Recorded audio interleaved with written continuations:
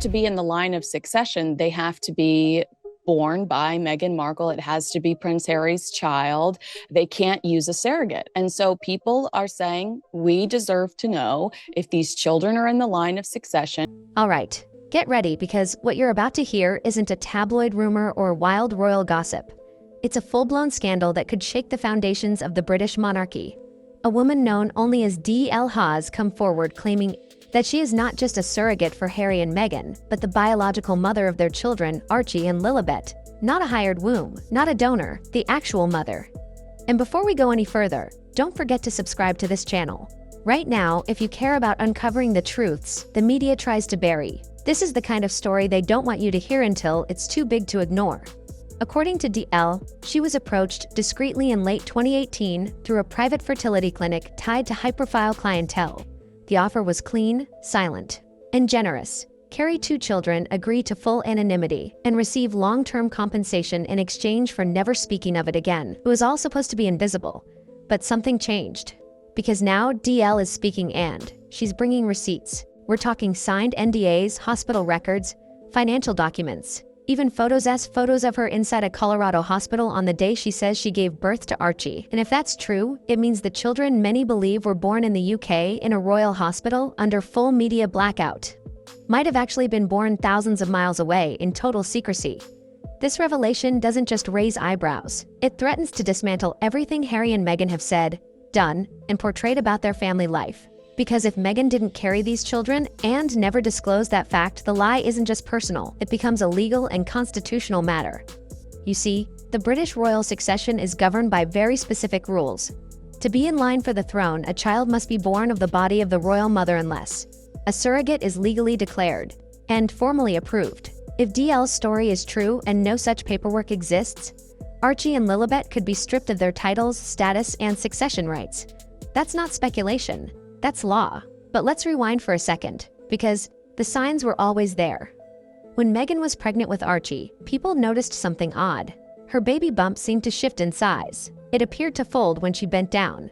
At the time, those who asked questions were labeled as cruel or conspiratorial. But now, those same questions are resurfacing in. This time, they're backed by documentation. Even the timing of the births raised red flags. The public never got the traditional royal hospital steps photo. No media statement with doctors. No visible confirmation of Meghan entering or leaving a medical facility. Instead, there were pre-scripted statements, blurry timelines, and vague social media posts. Back then, people excused it as a couple wanting privacy. But now it's looking more like a carefully orchestrated cover-up. And that's just the beginning. Dia says the plan was airtight. She would give birth. Her name would never appear on documents. Her existence would be deleted from the narrative. In return, she would be compensated and protected. But according to her, once the children were born, everything changed. The money stopped, the communication ended, and she was ghosted by the very people who promised to protect her. She claims her image was erased, her role scrubbed from the timeline, no acknowledgement, no gratitude, just silence. Like she never existed. And that betrayal, that's what pushed her to speak. Because according to her, this wasn't just a secret. It was a lie woven into the fabric of royal history. So what did DL do? She started collecting every piece of evidence she could. Emails, wire transfers, confidential documents from the fertility clinic, even digital timestamps showing communication with Meghan and Harry's staff. And now, she's reportedly preparing to release it all. If that happens, the Sussexes' narrative doesn't just fall apart, it implodes. Because, let's be honest, Harry and Meghan have built their brand around authenticity, around living their truth, around fighting for transparency, dignity, and integrity. They claimed they left the monarchy to escape the lies. But if this story holds up, then they weren't escaping deception, they were crafting it. And here's where it gets even darker. Insiders now say that Harry wasn't just passively involved, he may have been a key architect of the arrangement. The staged belly rubs, the interviews about fatherhood, the emotional scenes during the Oprah special all part of the act. One former palace aide anonymously said, "We always thought it was odd how they controlled every detail, every moment." Now I wonder, was it all just theater? And what about the monarchy itself? Because if DL proves she gave birth and there's no legal declaration of surrogacy on record with the UK government, then the palace is caught in the firestorm too. Either they were duped, or worse, they knew.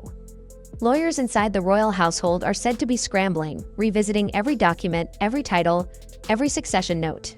Because if these children were not born of Meghan's body and no legal surrogacy was disclosed, they may not legally qualify as royals under traditional British law. But that's not the only legal concern. If Harry and Meghan submitted any formal paperwork that claimed Meghan was the biological or birthing mother, and it turns out that's false, that's fraud. And if they used those claims to secure funding, deals, or official status for their children, then they could be facing serious legal fallout. Even the media world is taking notice. Former allies in Hollywood are reportedly distancing themselves. Production deals have stalled, PR teams are on edge, and high-profile friends who once sang their praises are now staying eerily silent. No defense, no denial, just distance. And when Meghan vanishes from public view, as she has recently, people are starting to ask, is she in hiding? Is she lawyering up? Or is she simply regrouping, planning her next move? One thing's certain, the silence isn't calming the storm, it's only making it louder. DL isn't backing down. According to sources close to her legal team, she's finalizing a comprehensive dossier, one that will reportedly include email records, medical documentation, and perhaps most damning of all, photos from inside the delivery room. And no, not a UK hospital or a London birthing suite, but a private facility in Colorado. That detail alone, if confirmed, blows the official timeline of Archie's birth wide open. And DL isn't just going after the Sussexes with claims as she's naming names. Lawyers, intermediaries, handlers. She's even produced what she says are signed NDAs and draft contracts offered by Meghan and Harry's team, detailing compensation and conditions that included complete anonymity, no claim to the children, and strict media silence.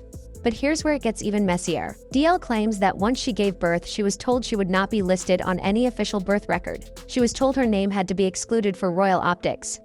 At the time, she says, she believed it. She thought it was standard procedure. But now, she sees it as deliberate erasure. And remember when the media discovered Meghan's name was removed from Archie's birth certificate, replaced with Her Royal Highness the Duchess of Sussex? That incident was brushed off at the time.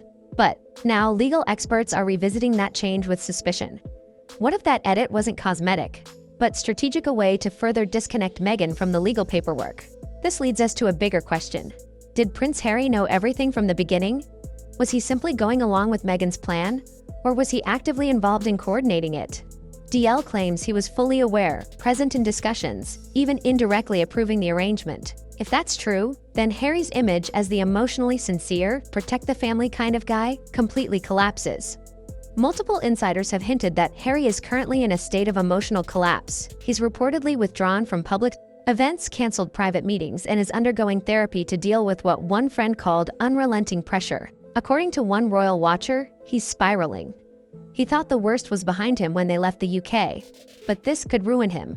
In Meghan, she's gone completely dark. No social media, no public appearances, no press statements, and that silence is being interpreted not as strategy, but as panic. Because here's the thing, DL has nothing left to lose. She was promised privacy. That promise was broken. She was promised compensation. That was cut off.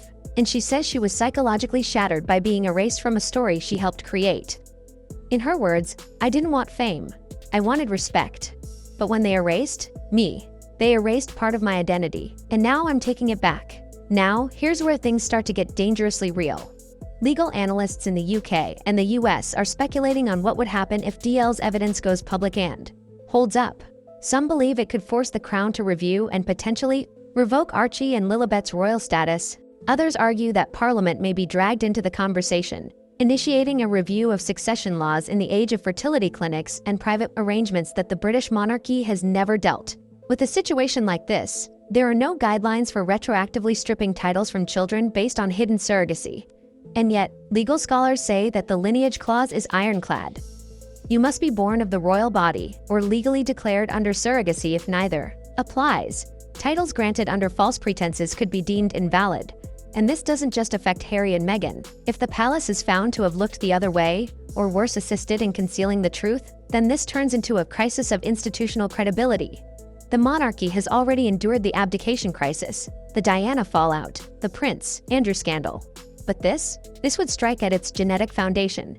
As this story gains traction, media outlets are preparing. Journalists from the UK, US, and Australia are reportedly coordinating behind the scenes, vetting DL's materials, contacting her attorneys, cross-referencing hospital logs. It's no longer just speculation on fringe forums. This is on the brink of mainstream detonation.